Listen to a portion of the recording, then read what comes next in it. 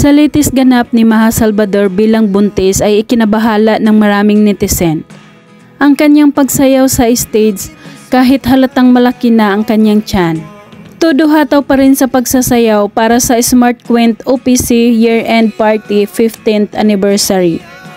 Makikitang nakaumbok na ang kanyang tiyan kasama ang kanyang mga backup dancers.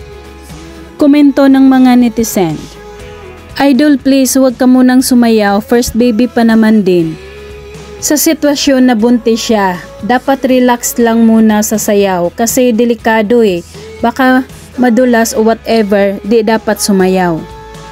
Pag ganyang stage po, dapat doble ingat po kasi maliit pa si baby, baka malaglag, buti kung kabuanan mo na Mama Maha.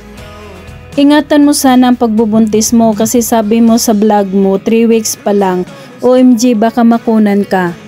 Dapat stop muna. Madaling mag-ingat, mahirap magsisi. Huwag naman sana pero yung maminsanan kang maaksidente, iwan ko lang."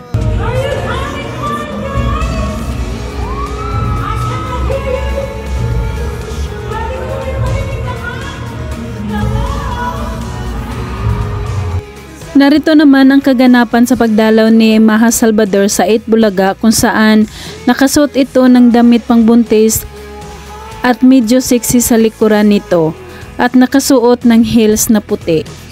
At rumampa pa ito ng konti bago lumapit kina Tito Vic at Joey.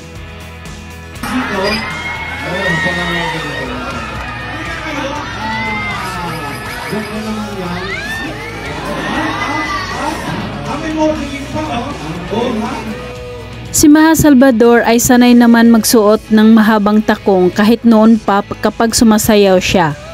Kaya walang dapat ikabahala at hindi naman masilan ang kanyang pagbubuntis. Masaya naman ang buong cast ng Itbulaga para kay Maha na magiging mami na soon.